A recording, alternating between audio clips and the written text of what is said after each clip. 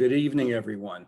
I'm Mark Friedman, the interim president and CEO of the Jewish Federation of Broward County, and I want to welcome you all this evening to our program, The Israel-Palestinian Conflict Explained. With the recent conflict in Israel and the rise of anti-Semitism locally and globally, it is more important than ever for the Jewish people and all friends of Israel to be knowledgeable about Israel, its history, and its society.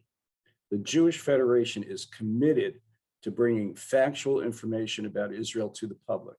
To this end, we have created new partnerships that will help us to disseminate knowledge to all segments of our community, Jewish and non-Jewish, including teens, college students, young adults, and as I said, the entire community. We're very pleased that in a few minutes, you'll be hearing from Lahav Harkov, who works for the Jerusalem Post, and she will be our special featured speaker talking about this complex and important issue for all of us. Today, we invite you to do three things. First, learn about Israel through these sessions and in the near future through our website at jewishbroward.org and those of our partner organizations. Take action, join in conversations with friends, such as those of you who are participating in watch parties tonight, planning on visiting Israel, whether on your own or through upcoming missions. More about that. We'll be hosting one in October of 2022, and communicate your support of Israel with your elected officials and with influencers. I might also add that tonight's broadcast is not going to be hosting questions from the audience, but we know that you might have some. So please, if you have any questions about the information that's imparted this evening, please contact Latal Donner at the Jewish Federation. Her email address will appear on the screen. It is ldonner, D-O-N-N-E-R, at jewishbroward.org. I also want to mention that in January of 2022, we will be hosting a community-wide program, Israel on Campus. So for those of you who have seniors that will be heading off to college next year, this will be a very important program, and Latal also has more information about that. And finally, help us to help Israel. Last month's conflict with Hamas brought so much damage to Israel, both physically and psychologically. If you have not already done so, please consider making a gift to our Israel Emergency Fund. Your contribution tonight benefits the Jewish Agency's Fund for Victims of Terror, the Israel Trauma Coalition, as well as providing special emergency funding for several of our Israeli partner agencies. Even though the rockets are silent now, the needs still continue, and we welcome and thank you in advance for your generous support. There will be a QR code on the screen that you will be able to make your donation directly. So please enjoy this series, listen, learn, and become more informed about this very complex issue, the Israeli-Palestinian conflict explained. Thank you again. Hi, everybody. Thank you so much for joining us tonight.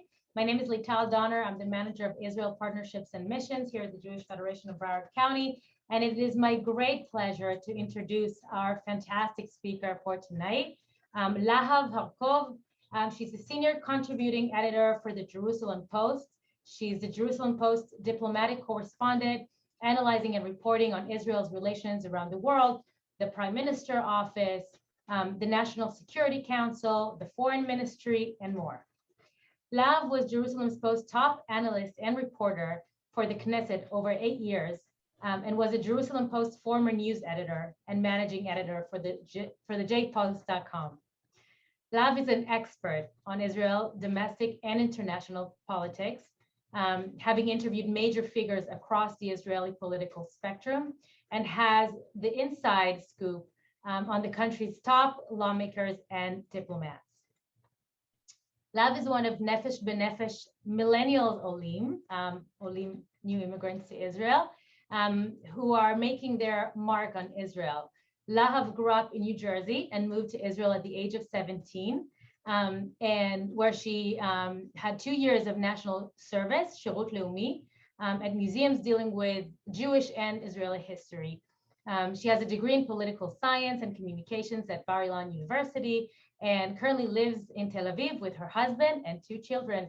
We would like to learn from you a little bit about the history of the conflict. You know, oftentimes we're speaking in terms that we don't fully understand. So if you can help us understand a little bit, maybe of the history of the Israeli-Palestinian conflict, just with kind of like key terms that are being frequently used when speaking about the conflict. Yeah, so we're going to go through the history of Israel and Jews in Israel and Arabs in Israel to some extent. It'll be a crash course because you could probably study an entire semester or more on this, but we will go through terms about different historic time periods in Israel and different concepts that you might often hear in the news. So I want to start off with the Old Yishuv. The Old Yishuv means that the Jews who lived in Israel before the waves of Aliyah, the waves of Jewish immigration that started in the late 19th century.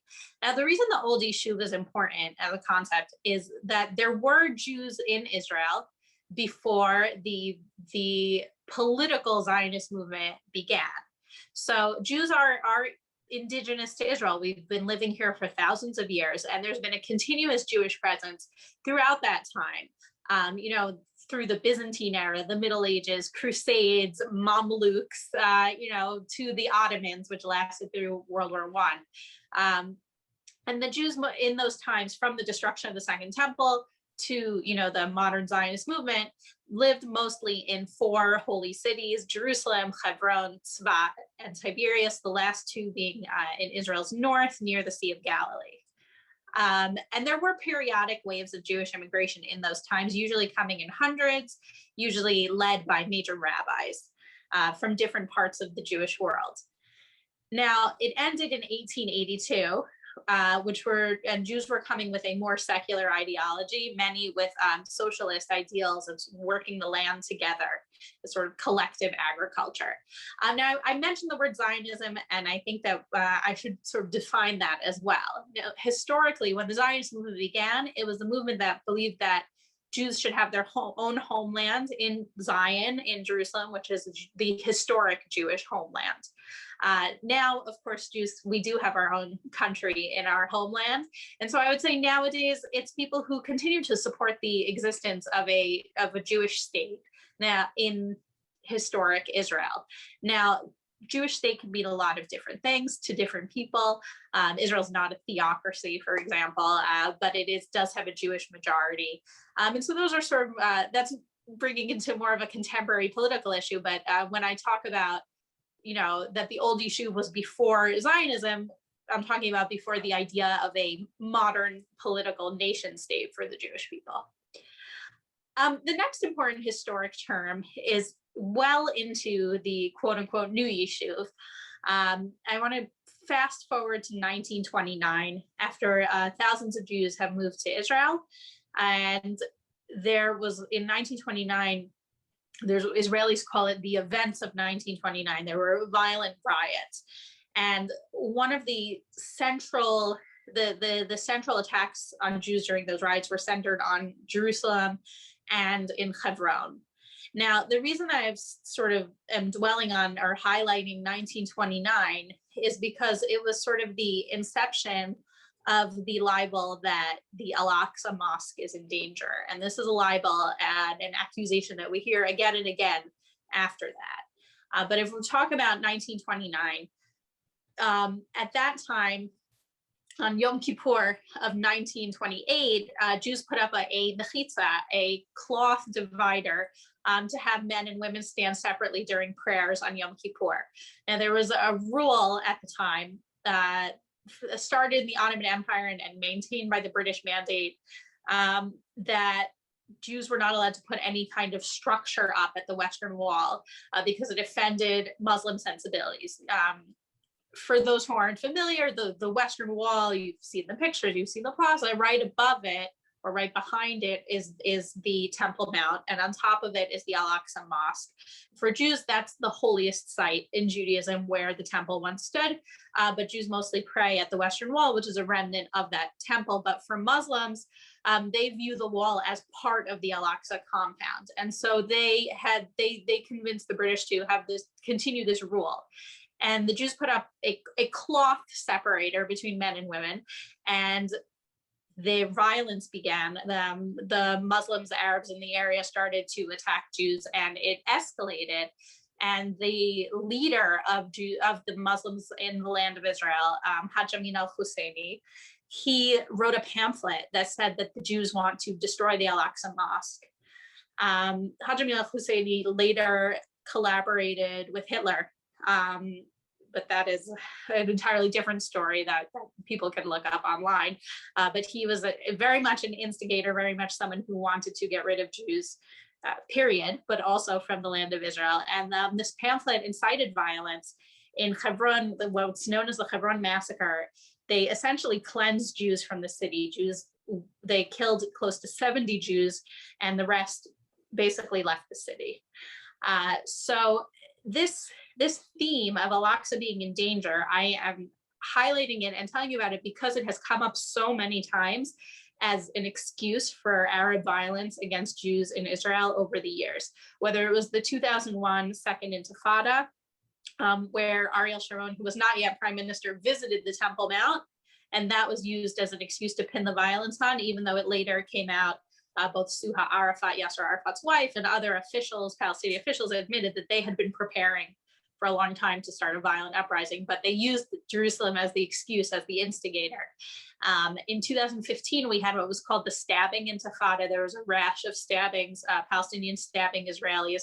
And it also, there was incitement about Jerusalem on Facebook and other forums online. And just last month, when we had an exchange of fire between Hamas and Israel, a sort of mini war, Hamas also used Jerusalem as a rallying point. So I think that this point in Israel's history, pre-state history, is important to note, because this is a concept that comes up in the news about Israel periodically, the idea that the mosque is in danger when truly it is not. And we will get to today what happened last month later in the talk. Now we're going to fast forward 18 years to the 1947 partition plan. That's our next important concept to know. Afghanistan? No. Ukraine? Yes. Soviet Union? Yes. United Kingdom? Abstain. United States? Yes. Yugoslavia? Abstain. The resolution of the Dutch Committee for Palestine was adopted by 33 votes, 13 against, 10 abstentions.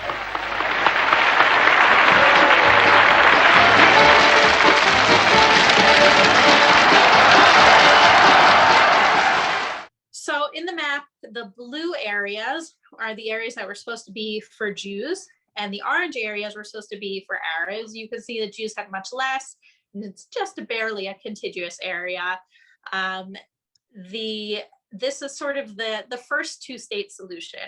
The Jews and the Arabs were living in what was called the British Mandate for Palestine, that had been granted to the British after World War I, after the Ottoman Empire was forced out. And the British controlled this land, and the Jews and Arabs were fighting so much that this was the solution that was suggested upon the British departure, that there would be two states. In a way, it's a three-state solution because the British, because Jordan had been sort of part of this whole area and had already been turned into another country. But, today, people more or less accept the existence of Jordan as a separate country. And so we now have the concept of a two-state solution. Now, in that video we watched, that's sort of an iconic video for many Israelis that is shown often on Independence Day. Everyone's seen it in their history classes of the different countries voting in the UN whether to approve the partition plan or not. And then once it was approved, Israelis danced in the street. It was a truly exciting day. And in Israel as well, people mark the 29th of November, which is the date in 1947 that the partition plan was approved. Unfortunately, soon after it was approved, five Arab armies attacked Israel. That's Egypt, Jordan, Lebanon, Syria, and Iraq. People often forget that Iraq was involved as well. And so that was Israel's War of Independence. Now, Israel, of course, thank goodness, won the War of Independence, although 1% of its population was killed, including many Holocaust survivors who had arrived in Israel just shortly before that. Now, Israel ended up winning more territory in that war than it had been offered in the partition plan. Critics of Israel, and some of the pretty bad critics of Israel talk about that even 1948, really 1949, the end of the war, but even that's not legitimate because it's more than what the partition plan offered Israel. But notably, the Arabs never accepted the partition plan. They all attacked Israel. If you can give us a brief explanation about, so what you're saying with the partition plan was basically that the UN, basically the international community, was the one to create a two-state solution. And so I know that one of the challenges in the way for peace is for some organizations and some countries that do not want to acknowledge Israel's right to exist. How did that, either in your eyes, or how did that sit with the idea that this was a Jewish state was something that was created really by the international community? I think that this is a question that's coming up now more than it did, say, for the past few decades, more or less. It's becoming a more and more mainstream position. At least I'm seeing it on social media, and I'm seeing certain members of Congress speak in this way, that Israel is not a legitimate state, that it's a settler colonial enterprise. And it's just completely false. I mean, first of all, as I mentioned at the top of this talk, that Jews are indigenous to the state of Israel. We've had a continuous presence here in more than one region of the country for thousands of years. So, how are we settler colonialists if we've been here for thousands of years? And then legally, the Jews who were coming from Europe to join their brothers who already lived in Israel, set up state-like institutions. They were called the Yishuv, to prepare for statehood. And the international community granted the Jews that, recognizing that this was the Jewish historic homeland, and that Jews deserved a place of our own after we had been, we had experienced a genocide. Soon after that UN decision, Jews would be ethnically cleansed from most of the Middle East. It is an internationally recognized state, and it's true that there were countries that voted against it and countries that still don't recognize Israel to this day, but Israel stands on firm, solid legal grounds. There's, even before the UN decision, there was what was called the San Remo Conference at the end of World War I. There's the Balfour Declaration in the UK. There are many internationally law valid documents establishing the need and the legitimacy of a Jewish state in this land. But now let's look at the map, the post-War of Independence map. So interestingly, when I was looking for the right map to show all of you, the Encyclopedia Britannica uses the post-War of Independence map and just calls it a map of Israel. But things do change after that. But we will see in subsequent maps how things are different, but the internationally recognized, not borders, because Israel doesn't have internationally recognized borders. We're unique in that way, but most foreign countries recognize this sort of the 1949 armistice lines as the lines of Israel. When people talk about 1967 borders or pre-1967 borders, that's what they're talking about. The actually accurate term is the 1949 armistice lines, but hardly anybody actually uses that. But calling it the borders 1967 or not is very inaccurate, because they're not, the eastern border is not recognized as a border. In any case, our next map is the post-1967 Six-Day War map. Now you'll see this is the biggest Israel has ever been. But I want to just talk a little bit about the Six-Day War. So Nasser, who was ruling Egypt at the time, he was constantly threatening Israel. He cut off the Straits of Tiran. He was amassing troops at the border with Israel. And Israel had intelligence that Jordan and Syria were going to join in. And with all of that going on, Israel decided to surprise attack Egypt. And the war began. It's the Six-Day War. It was a brilliant military victory, but the results were, well, it's issues that we deal with to this day. Israel sort of didn't immediately settle its position on the results of the war. So you can see the map that after 1967, Israel had more territory. It's the most territory Israel ever had in its history, although it didn't actually annex all that territory. But you can see to the south, Israel conquered the Sinai Peninsula. In the north, we have the Golan Heights, which is according to Israeli law, part of Israel, but basically only the United States recognizes that. And Israel liberated Jerusalem and united the two sides of the city and brought Jews back to our holy city and our eternal capital, and to be able to pray at the Kotel. Now, for the previous 19 years, when Jordan illegally occupied the West Bank and Jerusalem, Jews were not allowed at all to our holiest site. Israel instituted freedom of worship for Jews, Muslims, and Christians, just as there was in all of Israel. Muslims could continue to pray at the Al-Aqsa Mosque, which remains there, and also eventually there was a sort of shared administration with Jordan, but that came later. Jews could not pray at the Temple Mount. Jews could pray at the Western Wall.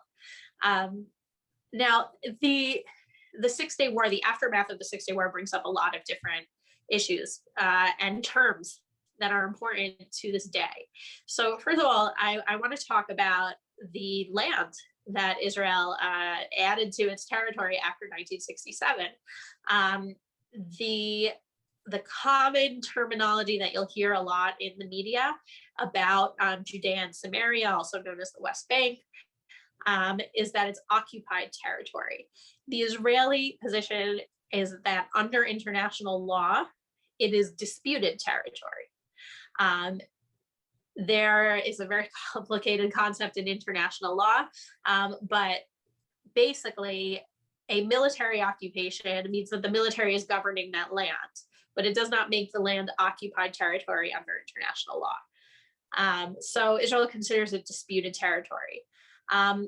The communities in Judea and Samaria are often called settlements in the media, including the Jerusalem Post, where I work. On the Israeli right, people consider that to be like a loaded political term. So just for your own knowledge about that, although it is overwhelmingly used. Now, Jerusalem and the Golan, Israel officially annexed those areas in the 1980s. And again, only the US recognizes them as legally part of Israel, but Israel treats them as if that is sovereign Israeli territory, no different from any other part of Israel.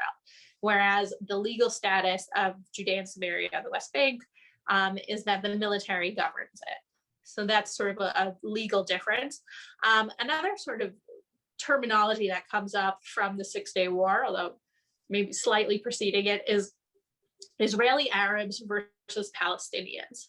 In 1964, the PLO was founded, the Palestinian Liberation Organization, which was the source of many terrorist attacks on Israelis and others, and eventually turned into sort of the internationally recognized almost government of the Palestinians. We'll get to that eventually.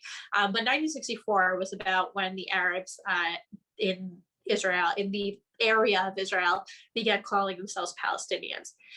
However, there's a difference between Israeli Arabs and Palestinians as far as legally, I would say. Israeli Arabs are Arab citizens of Israel. They live in sovereign Israel. They have the same rights as other Israelis to vote, to, get a public education, to be in the same hospital as Israelis. When you go to hospitals in Israel, there are many Arabs, doctors, nurses, etc. They're equal citizens like anyone else. And now members of the government. Yes, and now in the ruling coalition, which we will get into detail about that in the next session. But yes, that is a big news item right now in Israel. And then I'm contrasting it with the Palestinians.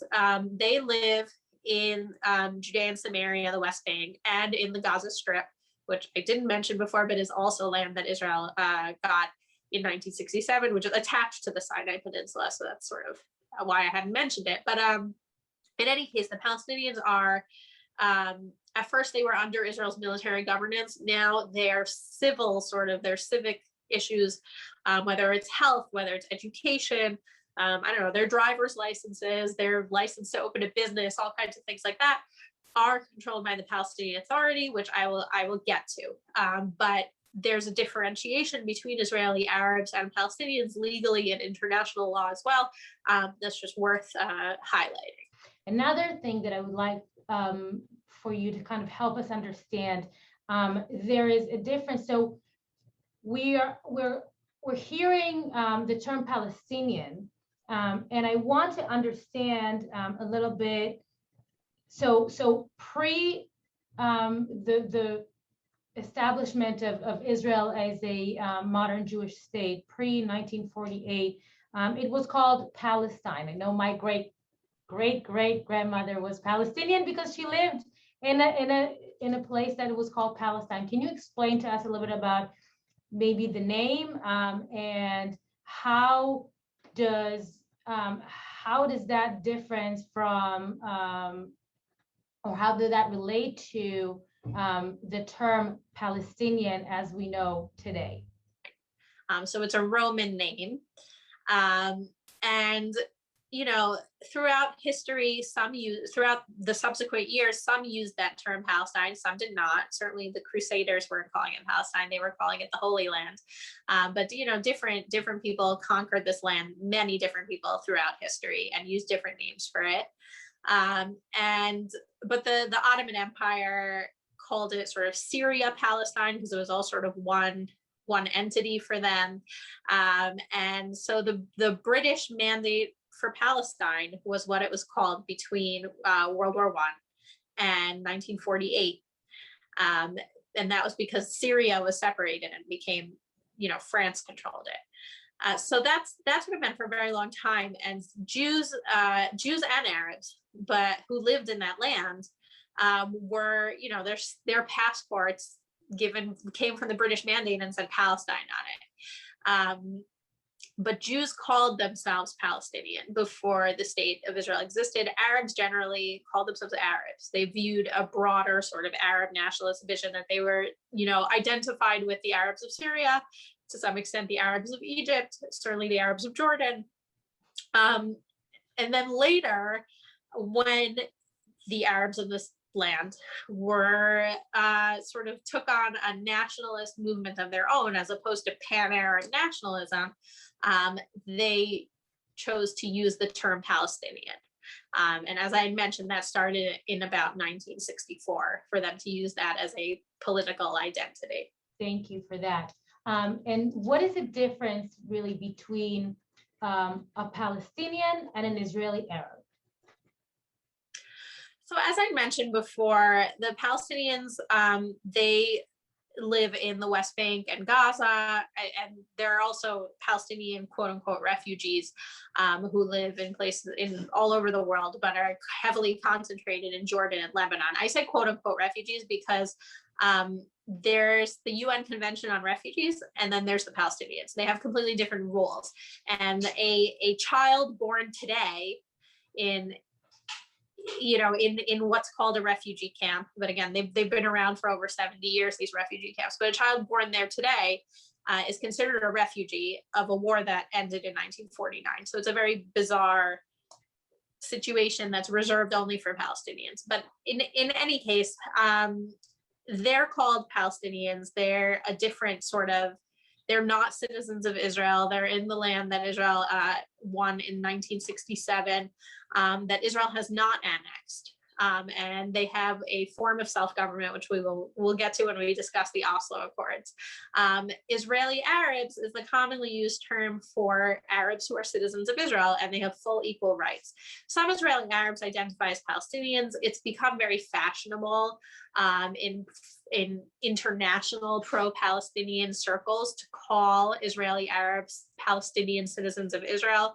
Polling shows that most Israeli Arabs do not call themselves Palestinians. And so that's why I don't use that term. Thank you so much. Okay, so you talked a little bit about the self-governing. So if you can kind of like dive into the Oslo Accords and explain to us a little bit of what happened there. Yeah, so in the early 1990s, lower level sort of Israeli diplomats and Palestinians began talking outside of Israel. And the intensity grew in Oslo in Norway. That's why they're called the Oslo Accords. And eventually these talks sort of went up the ladder until Prime Minister Yitzhak Rabin and PLO President Yasser Arafat signed an agreement on the lawn of the White House. And here is the Oslo map. I am just joking. You do not have to understand this map. It's extremely complicated. But here is the photo, the iconic photo of Rabin, Arafat, and Bill Clinton shaking hands in 1993. What's important to know about the map is that it divides up what most people call the West Bank, or historically known as Judea and Samaria, into different areas of control. Area C is the area that's like fully under Israeli control, both under military government for security needs and on, just sort of civic everyday life. And Area C is where all Israelis who live in the West Bank live. It's about 500,000 at this point. And then Area A is administered by the Palestinian Authority, which was formed following the Oslo Accords. It's a sort of government. It's less than a government, but it handles all the Palestinian sort of civic issues, as I mentioned before, things like education, health, your driver's license, your license to open a business. They have their own finance ministry, their treasury, all kinds of things like that. Currently, their president is Mahmoud Abbas. He was elected, I think it's 16 years ago at this point, and then did not hold another election since then. And we will get to some of the reasons for that soon. But the Palestinian Authority is what governs the Palestinians' day-to-day lives. The IDF has security control. They're generally not inside the Palestinian cities, but they protect Israel.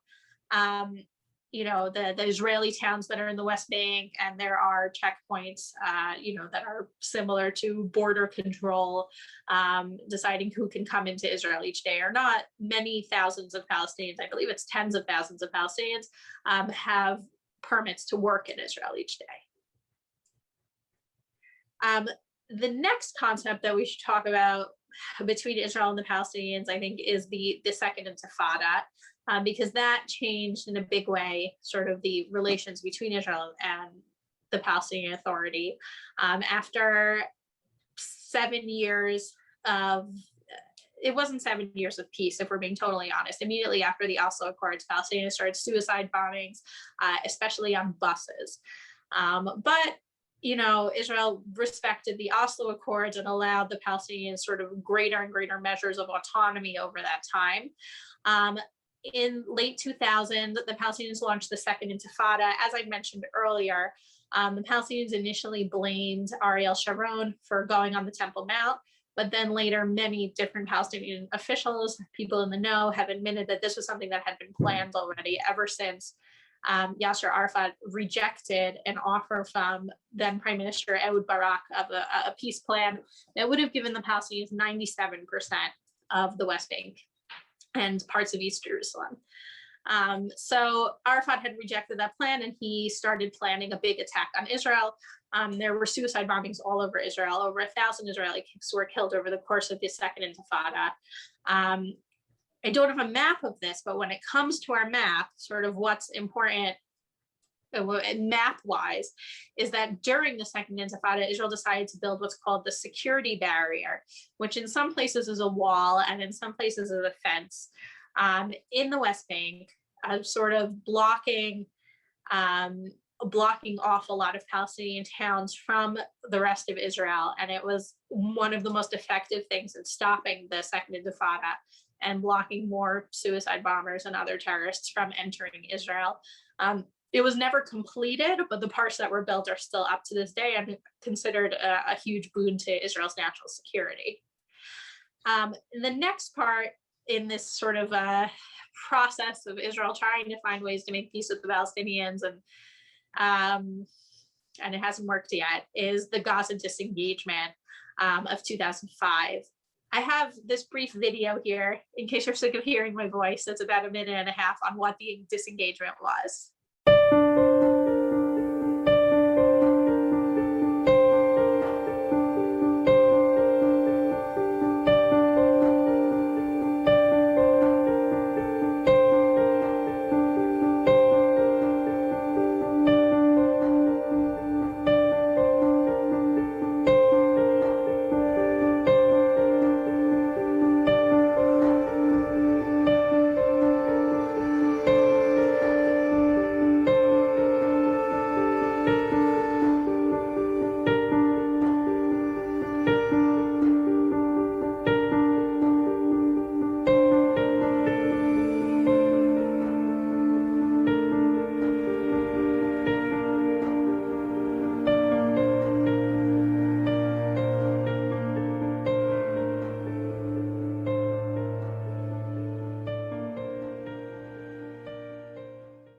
Now, the disengagement brings us to this map that you can see here of what Israel looks like today.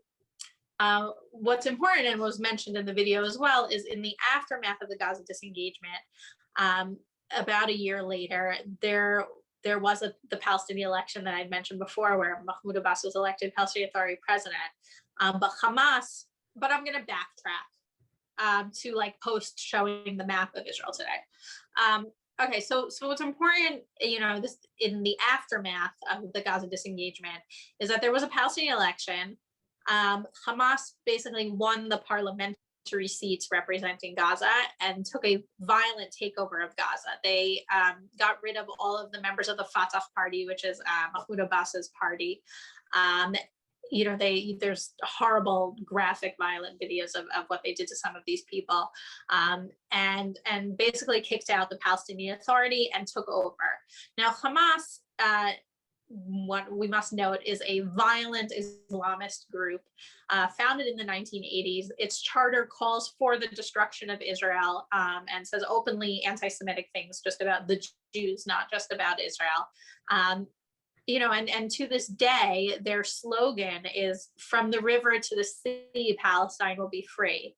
And this is something that activists across the West repeat and chant. You hear it in all kinds of anti-Israel protests. And it is a call for genocide. It is a call to rid Palestine of Jews. When they say Palestine will be free, what do they mean free? They don't mean a democracy. They're not a democracy in Gaza. What they mean is free of Jews. So Hamas, the genocidal terrorist organization, continues to control Gaza to this day.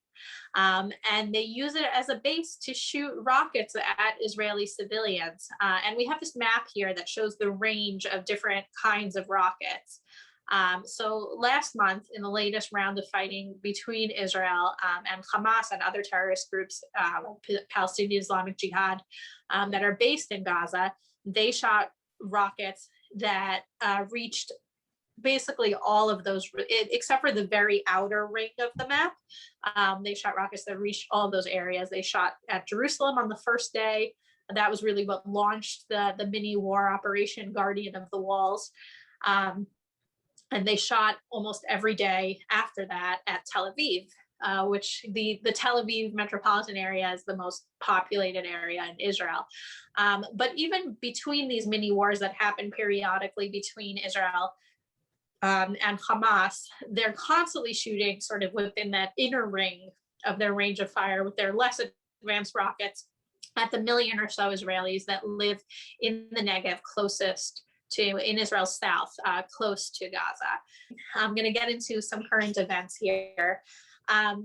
We have to rewind to the end of last year, not long after President Joe Biden won the election.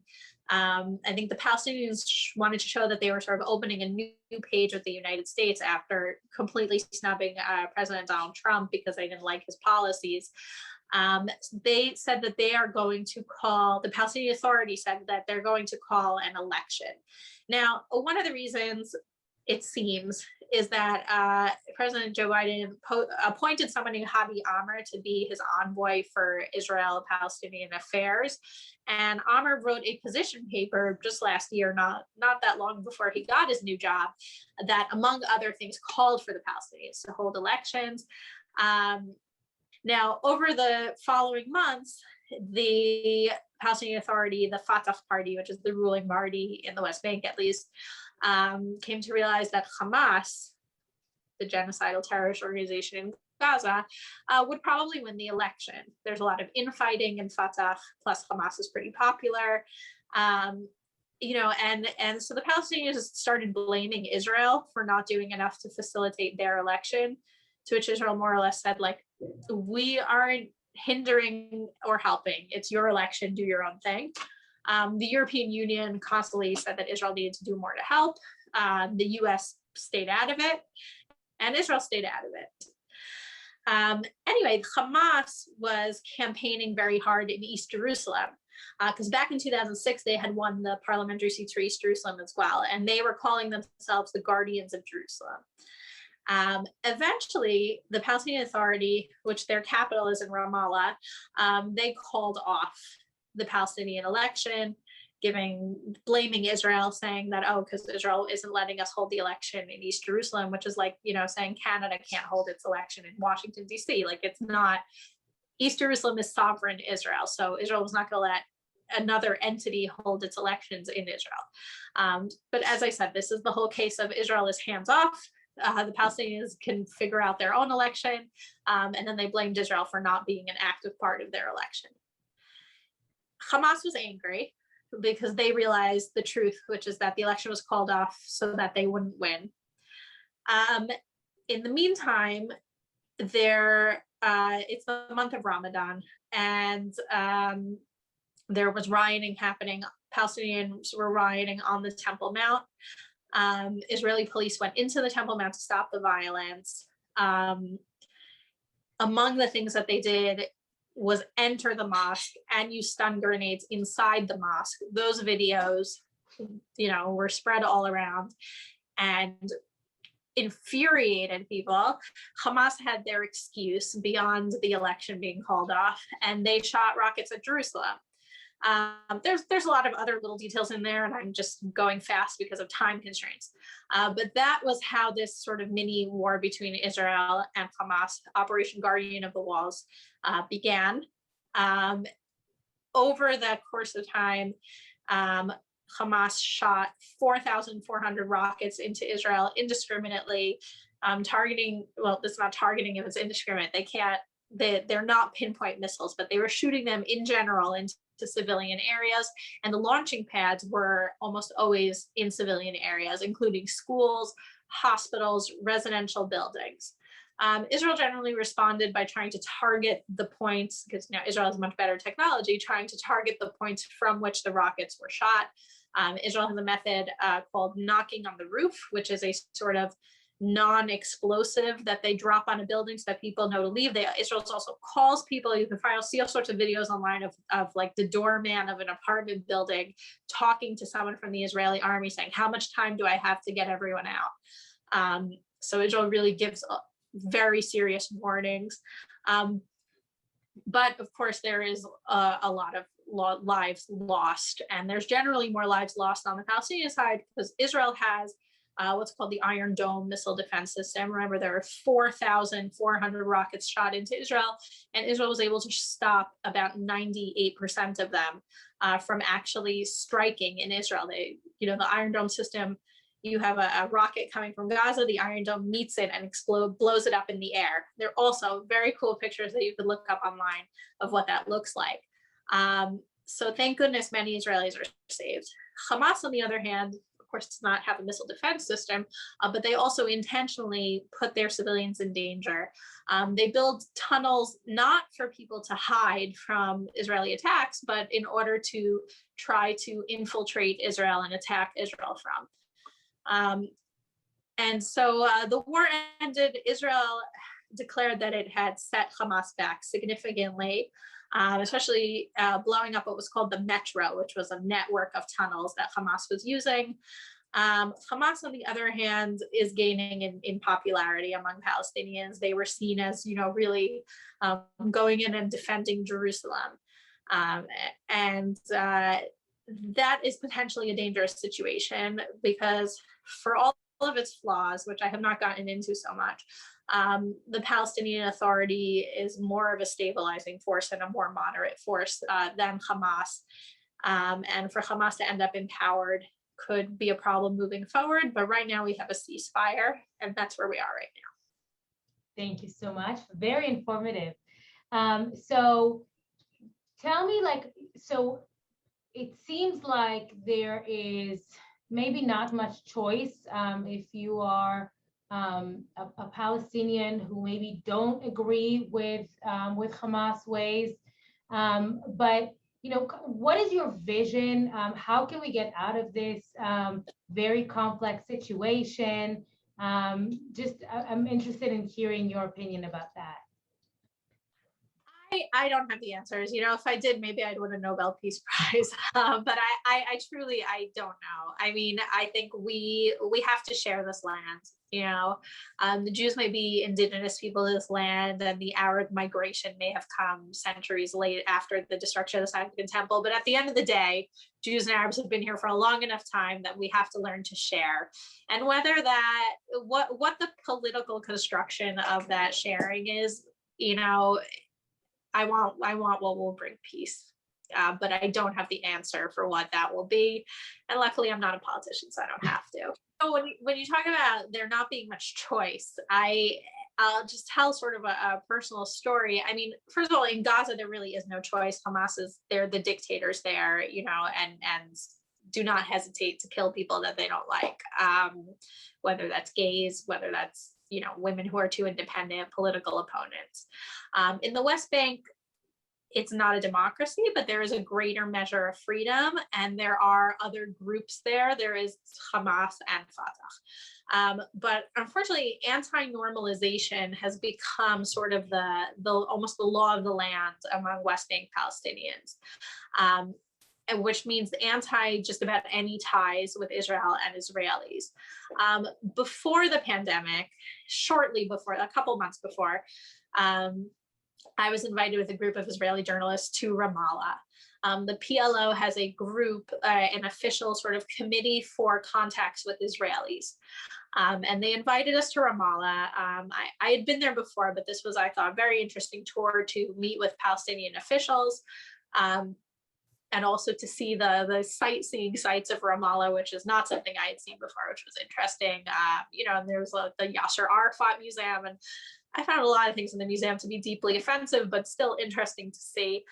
And we had lunch in a restaurant and delicious knafe, which is an amazing Arab dessert. If you come to Israel, eat knafe. And the Palestinians have great knafe as well. In any case, all in all, we journalists thought it was a successful trip, an interesting trip. We learned a lot. We heard a perspective that we don't get to speak to these people every day. That night, anti-normalization factors threw Molotov cocktails at the restaurant that we were in. We all kind of felt bad because we had been posting, on Instagram and Twitter, and I posted about the knafe, and Palestinian Authority officials were like, literally officials, like people in the PLO, like Hanan Ashrawi, who gets invited onto CNN regularly. She said that it's shameful that I got to be there and I got to enjoy the knafe. Like, I'm not even joking. It was like about the knafe weirdly. And, I think it's inciting violence, like that they say it's completely legitimate, even for a restaurant, for a business to host Israelis for a lunch. So even the quote unquote moderates in the Palestinian Authority are not in a great place right now when it comes to peace. And the other thing is that the Palestinian Authority has what's called its Martyrs Fund, which is that Palestinian terrorists who are in Israeli prisons or who were killed while attacking Israelis or, you know, in suicide bombings, either the prisoners or the terrorists' families, they get a monthly stipend.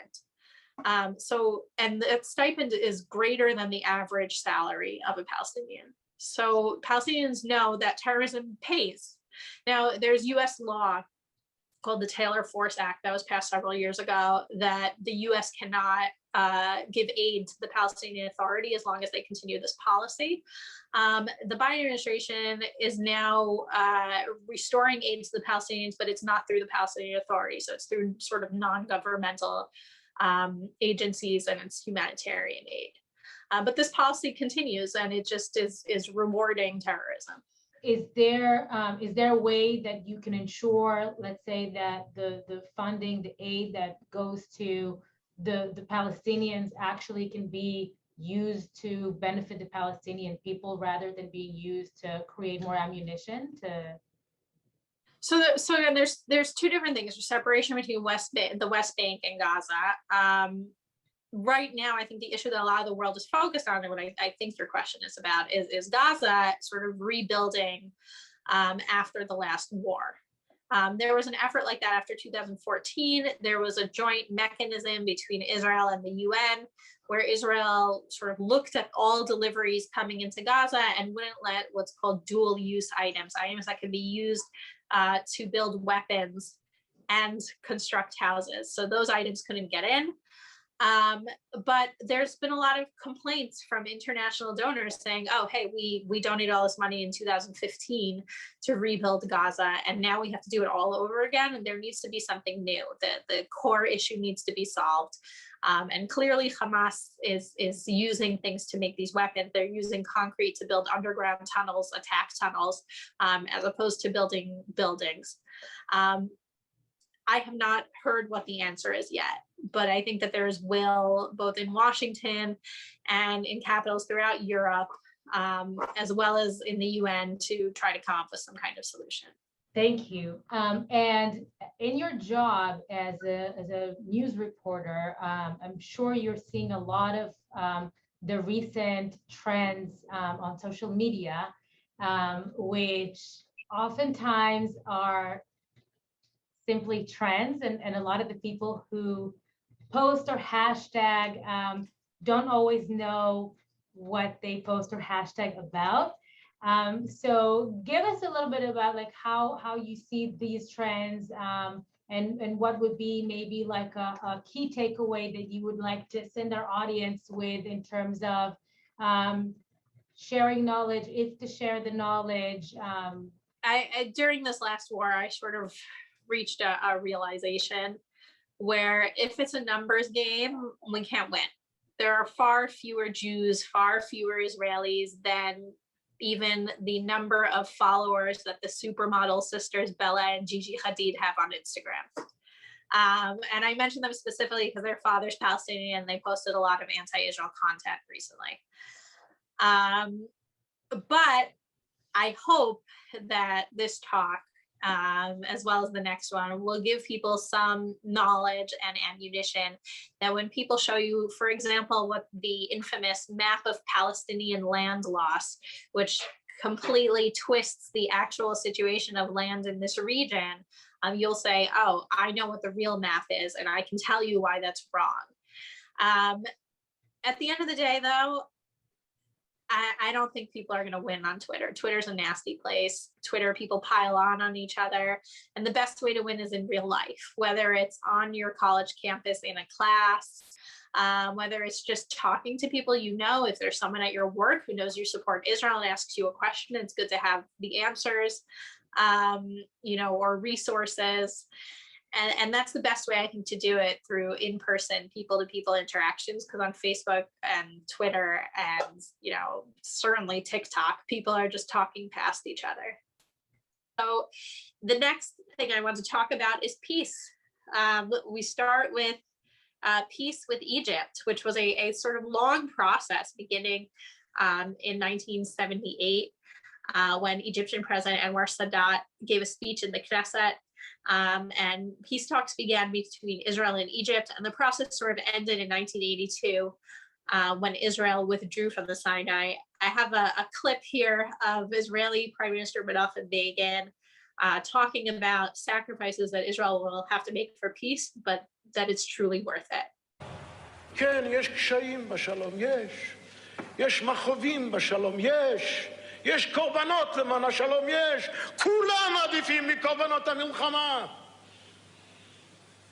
את זאת אני מכריז, מי שעמד בראשו של ארגון לוחם. אני אספר לכנסת על מחשבה אנושית פשוטה מאוד, מדוע שלא אתחלק עמם בה. שברתי רגל, ובאחד הימים או הלילות אינני יודע, עלתה לי מחשבה כזו. אוי, אם תפרוץ מלחמה, עשרות, אולי מאות צעירים שלנו ישכבו במיטה עם רגל שבורה או בלי רגל חלילה. צריך למנוע מלחמה. So that was Begin talking about peace in the Knesset. Begin, just fun fact, is considered the most popular former Israeli prime minister in Israel's history. I haven't seen a poll taken since Netanyahu left office this month, but I think Begin is still the most popular, if I had to guess. In any case, Begin made peace with Egypt. Begin made a huge concession of the Sinai. That was finalized in 1982, but the Gaza Strip remained part of Israel.